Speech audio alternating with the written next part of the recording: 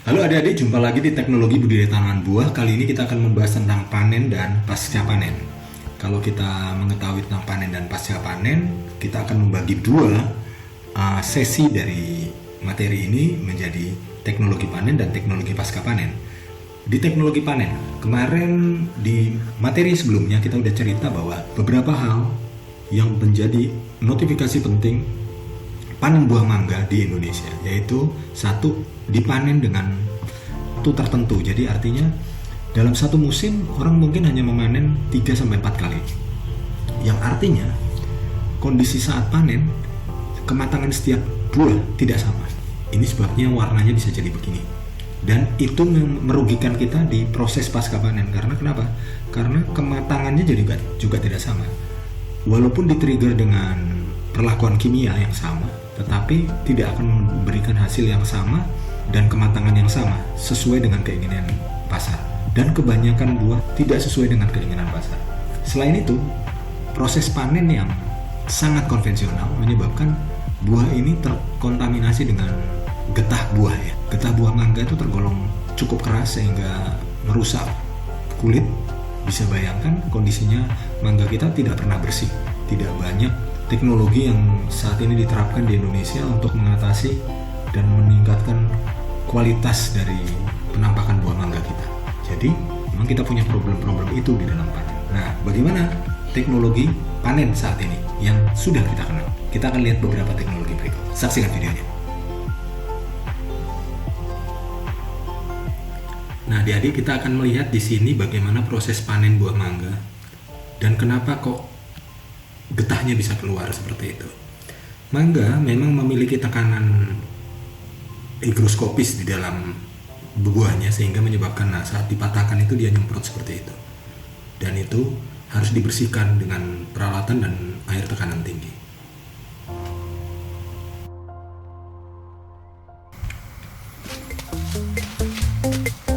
Nah, adik-adik, kira-kira beginilah Typical mango harvest somewhere in proses Ghana. panen mangga ya.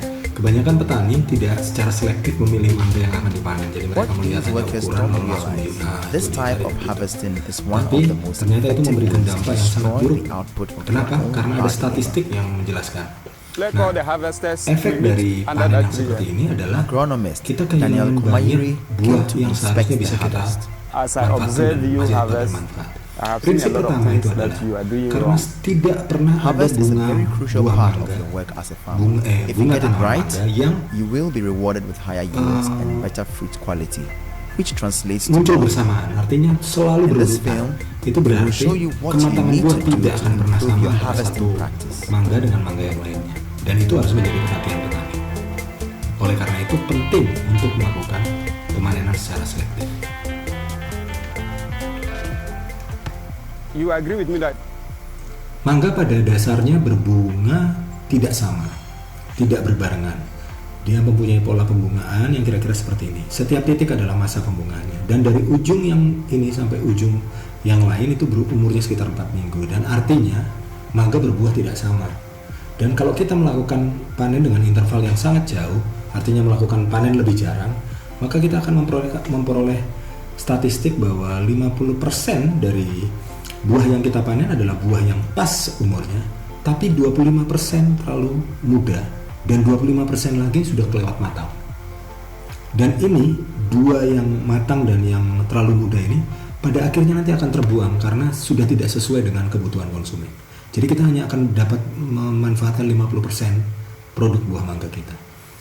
Buah mangga yang terlalu matang itu juga berbahaya karena kenapa? Dia mengundang penyakit. Dan waktu mengundang penyakit dia akan memberikan dampak pada buah yang lain. Apalagi buah yang muda yang tidak akan dapat diterima oleh pasar. Buah yang bulat menunjukkan bahwa buah mangga sudah matang.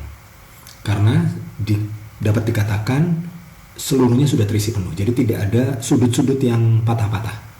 Yang kedua menandai buah mangga yang matang adalah tangkai buah yang menggantung. Itu yang paling dekat dengan buah mangga itu sudah mengecil. Menandakan bahwa dia sudah mengurangi suplainya ke buah mangga, yang artinya buah mangganya sudah penuh. Nah, yang ketiga adalah kulitnya.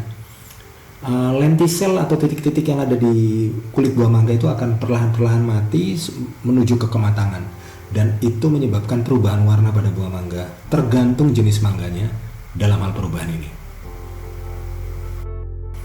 You need to check the bricks, Selain the sugar secara content visual, kita in dapat every menggunakan fruit. Try alat to yang loosen the dikenal dengan inside nama of it so that when you refraktometer, squeeze, yaitu the water kita can come mencoba out. untuk melihat You calibrate the kandungan gula refractometer dari to zero. buah mangga. You pour Kita ambil water sampel onto the buah mangga, refractive lalu lens, kemudian and then you kita make sure that it kupas, reads lalu at kemudian zero kita before you boleh start. diparut, boleh dirajang-rajang, lalu kemudian So you kita squeeze the teteskan juice of the di fruit alat on the refraktometer refractive ini. lens of the Nah, dari refractometer. refraktometer You ini close kita it, akan bisa and then you melihat point the secara visual lens, the refractive lens, berapa onto the kandungan direction of the sun. gula That gives dari you a much clearer buah reading. tanaman mangga. And Dan then you buah read mangga, dan the bricks itu akan dinyatakan dengan content satuan namanya within the bricks. fruit. Jadi kalau This is how the di scale contoh inside the ini seperti ini, nanti refractometer kalian looks akan like. lihat You can read the bricks sebuah are grafik aligned seperti itu between di white dalam and blue. alat itu. This mango Bisa has a bricks of disinari dengan sinar 6.4, matahari. Perbedaan warna biru the dan putih itu extracted yang juice menandakan contains posisi bricksnya. Di sini 6.4% posisinya of sugar. 6,4 bricks, The artinya more bricks, the sweeter the 6,4% fruit. dari buah Mr. itu adalah Komayuri checks gula, these mangoes dan itu for cukup tinggi. processing into dried Dan fruits. apabila makin It's tinggi not itu matured berarti enough menandakan buah itu semakin for matang dan semakin processing, baik because we kematangannya. need a green. Mangoes are picked in one of three ways. The first is with a harvest aid. This is where a team of people pick mangoes and place or gently throw them onto a tarpaulin, either with the stems on or off. There are different types of these machines, and you may either pick from the ground or from a platform. Fruit are either snap picked or picked with secateurs or picking sticks. When snap picking, the fruit is grasped at the bottom and then the bottom of the fruit is lifted up, snapping the stem of the fruit before it is put onto the harvest aid. Sap may spurt from the mango when it is picked this way, and it is important that the sap doesn't contact the mango skin, your skin, or the skin of other pickers. To neutralise the sap, a chemical commonly called mango wash is sprayed onto the tarpaulin and over the conveyor that collects the fruit. If the stems are removed, it is important that the fruit is placed onto the tarpaulin within 5 seconds, otherwise the sap will burn the skin. If the stem is still on the fruit must be destemmed either under a spray or in a bath of mango wash. The fruit must be left under the spray or in the bath for 1 minute to protect the fruit from sap burn. If you get sap on your hands, it is important that you wash this sap from your hands before you touch any other mango fruit, as even a small amount of sap can damage the fruit.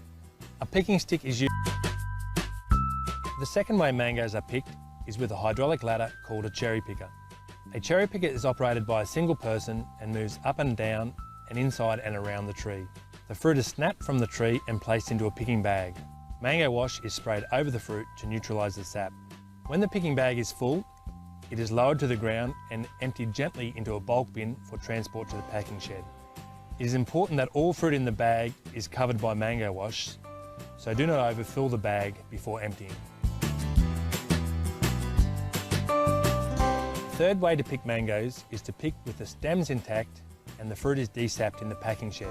Using secateurs or picking sticks, fruit is picked with a 10 to 20 centimetre stem attached and placed into crates and transported to the packing shed. Care must be taken when placing the fruit in the crate and during handling and transport so the mango stems aren't broken and mango sap does not come into contact with the skin. These crates are stacked for transport or short-term storage in the packing shed, so it is important that they are not overfilled and fruit damaged or stems broken when they are stacked. If the mangoes have been picked with the stems on, these stems need to be removed and the mangoes desapped before packing. This can be done either through snapping the stems or using a machine which cuts the stem from the fruit. During this process, it is important that the mango fruit are completely covered in a detergent solution before the stem is removed, so the sap does not come into contact with the skin and damage it. We are concentrated in developing the fresh fruit harvester. The main idea is to have one machine that can move from one food type to another and work the entire year picking fresh fruit. For example, apples, pears, plums, citrus, lemons, etc.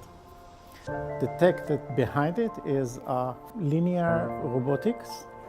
Go into the tree, pick the fruit, and we have a special end effector to catch the fruit based on the fruit that we are picking. Sometimes it's three fingers, sometimes it's clipper in order to click the stand, or whatever is needed based on the food type. The robot itself designed to work in the agricultural environment. So the only thing that goes into the tree is a simple road, and all the mechanics and the electronics are sitting within the machine. In order to protect the machine and the sensor, we are using deep learning algorithm in order to have the sensor identify the food. It's an ongoing process of machine learning to improve the classification and recognition of the food. By using this technique, we can move from one type of food and learn from the previous type of food and shorten the time to move from one type of food to the next type of food. And we can be more specific and dial to, for example, Golden Delicious compared to Honey Crisp or any other type of food. We are working with the farmers in order to identify exactly what they need and what they want to classify in the food, and what food to start with, and what. Adik-adik, demikian kira-kira yang saya bisa sampaikan tentang teknologi panen dan teknologi pasca panen. Semoga hal ini bermanfaat buat kalian.